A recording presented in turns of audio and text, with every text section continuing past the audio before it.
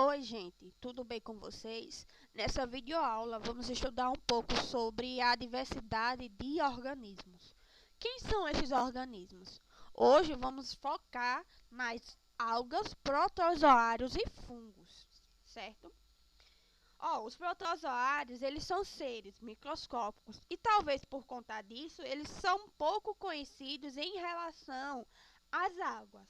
Alguns desses protozoários são inofensivos, mas há espécies que vão ser responsáveis por doenças como a malária, o mal de Chagas, a doença do sono e diversos outros tipos de doença.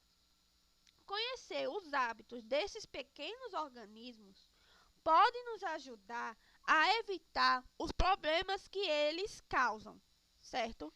E os fungos? Quem é que nunca ouviu falar dos fungos? Geralmente, os fungos são mais comentados entre os apreciadores da culinária. Eles discutem que alguns fungos são bastante saborosos e o que mais falam deles são os cogumelos, o popular champignon.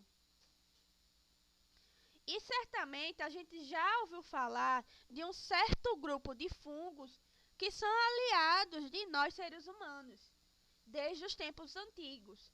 Um deles são as leveduras ou fermentos ou fungos microscópicos que são utilizados na fabricação da conhecida bebida alcoólica e do pão.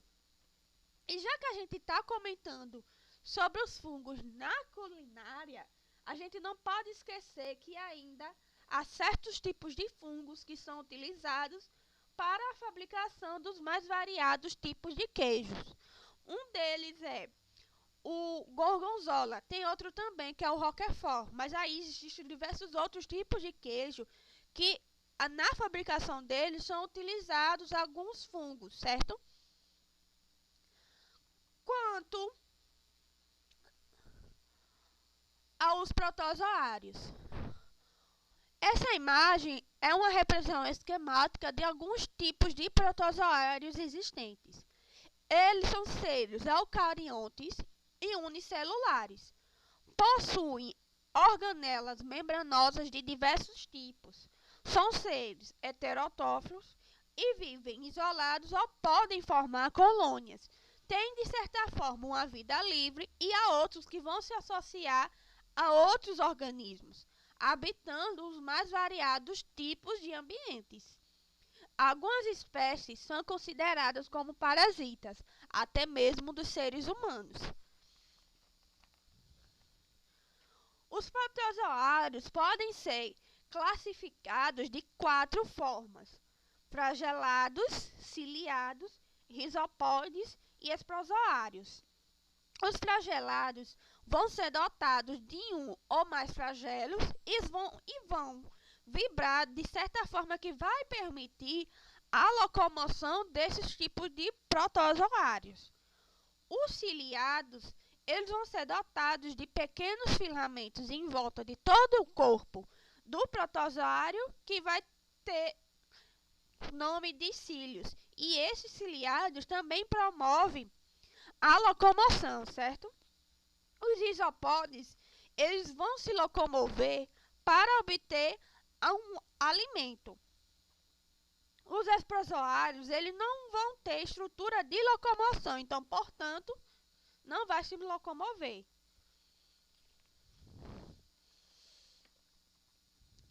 Quanto à reprodução dos protozoários, a maioria vai apresentar uma reprodução assexuada por meio da ciparidade.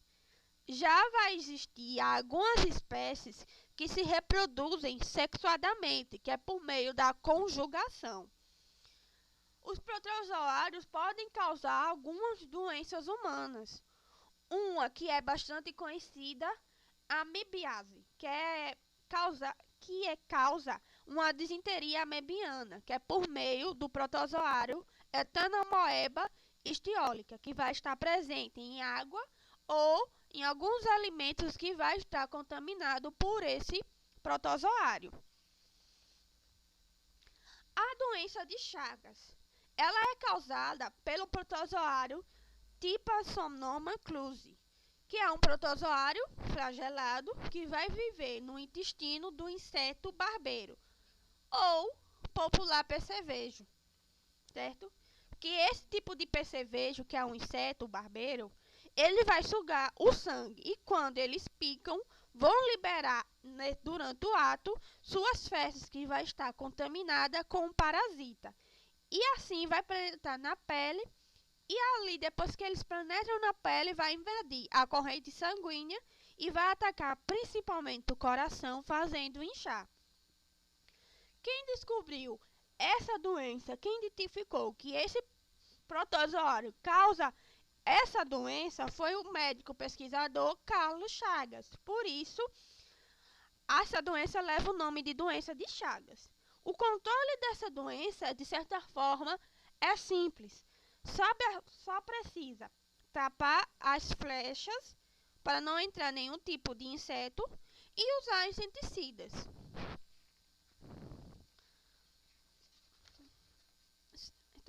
A malária, que é outra doença bastante conhecida, ela é provocada por protozoário do gênero Plasmídio. Esse parasita ele vai entrar no sangue e vai se instalar em diversos órgãos do corpo. Dentre esses órgãos do corpo está o fígado e o baço. E ela é transmitida também por uma picada de um mosquito, só que esse mosquito é a fêmea do Anopheles, certo? Quanto às algas. A maioria das algas vivem em oceanos, mas também podem ser encontradas em lagos, rios, solos úmidos e entre outros ambientes. Elas são importantes para o equilíbrio biológico de todo o ecossistema aquático e são principais produtoras de alimento que vai nutrir os outros seres vivos aquáticos. São grandes fornecedores de oxigênio por meio da fotossíntese. As águas podem ser unicelulares ou pluricelulares, desculpe. As águas unicelulares podem ser classificadas de três formas: aeglonoflitas, abacioflitas e apiroflitas.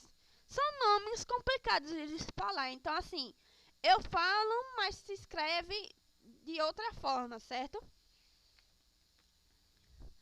As águas pluricelulares podem ser classificadas também de três formas: as cloroflitas, as rodosfitas e as feofitas. São nomes estranhos de se escutar, né? Mas assim, são como as águas pluricelulares são classificadas. Quanto às cloroflitas, elas são conhecidas como algas verdes. São espécies marinhas e vão predominar o pigmento clorofila em suas células, que vão conferir a elas a cor verde. Algumas espécies podem ser consumidas por seres humanos.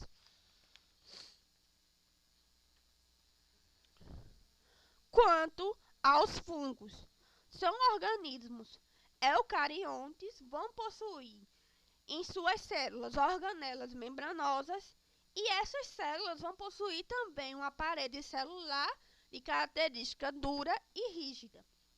Seu principal carboidrato vai receber o nome de quitina. Os fungos podem ser unicelulares, que são as leveduras, e pluricelulares, que nesse caso são os cogumelos e os demais tipos de fungos. Nos fungos pluricelulares, há filamentos microscópicos que vão ser chamados, nesse caso, de hifas, e seu conjunto vai ser denominado de micélio. Os fungos apresentam uma reprodução sexuada por meio da conjugação e uma reprodução assexuada por meio de esporos. Vão desenvolver-se melhor em ambientes úmidos, com pouca luz e com matéria orgânica que utilizam para se alimentar.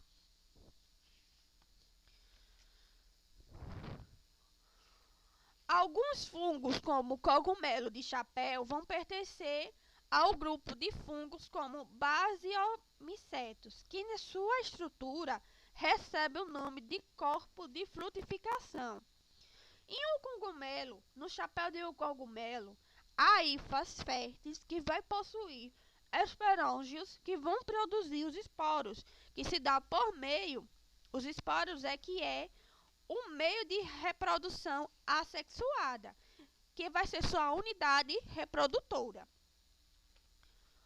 Os fungos podem ser classificados em três grandes grupos: os fungos decompositores, os fungos parasitas e os fungos mutualísticos.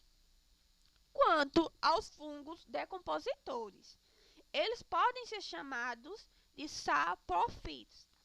Vão se nutrir principalmente da matéria orgânica de um corpo de organismos mortos ou partes ou resíduos de seres vivos que foram eliminados no ambiente que ele está localizado, como pele, folhas e frutas. Essa sua ação decompositora é muito importante nos diversos ecossistemas da Terra, contribuindo assim para a reciclagem da matéria na natureza. Quanto aos fungos parasitas, eles vão viver à custa de um outro ser vivo. Esse tipo de fungo vai prejudicar o seu hospedeiro, podendo chegar até a matá-lo. Nesse caso, tem as doenças vegetais, ferrugem da soja como exemplo. Nos seres humanos, podem causar micoses, como por exemplo as frieiras, plano branco e o sapinho. Já os fungos mutualísticos são os tipos de fungos que vão se associar a outros seres vivos e ambos se beneficiam, tanto os fungos como outros seres vivos que eles estão associados. Como, por exemplo, tem os líquens, que são as águas mais os fungos.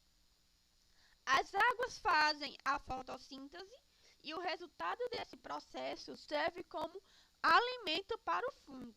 E já o fungo, como possui as hifas, vai envolver as águas, impedindo que estas se desentralhem, ou seja, impedindo que essas águas que estão associadas a esse fungo percam água. Quanto à relação dos fungos e os seres humanos, há alguns grupos de fungos que vão se destacar por sua importância nos interesses dos seres humanos, que está muito relacionado com os alimentos, que nesse tem como específico os champignons. Há também algumas espécies de leveduras, que são fungos unicelulares, que podem ser usados no processo de fermentação, como na fabricação de pães, bolos e além na produção da bebida alcoólica, que nesse caso tem a cerveja e o vinho. Há fungos do gênero Saccharomyces que, em meio anaeróbico, obtêm energia por meio da fermentação alcoólica, ou seja, transformam o açúcar em álcool etílico. Já no caso de pães e bolos, eles são utilizados como fermento, permitindo assim a liberação do gás carbônico, promovendo o crescimento da massa. Há alguns grupos de fungos que são utilizados como antibióticos. O fungo Penicillium noton, ele é conhecido como a penicilina. É um tipo de antibiótico. Quem descobriu esse tipo de fungo, que ele serve como um antibiótico, foi o pesquisador Alexander Fleming, quando ele fazia pesquisas com as bactérias. E durante toda a sua pesquisa com o seu experimento, ele foi contaminado por esse fungo e ele observou que esse fungo matou a bactéria que ele estava estudando. Então aí se descobriu que esse tipo de fungo combatia algumas bactérias e posteriormente começou a ser usado como medicamento para combater as doenças bacterianas, certo? Então, obrigada. Agradeço a atenção de vocês e até a próxima.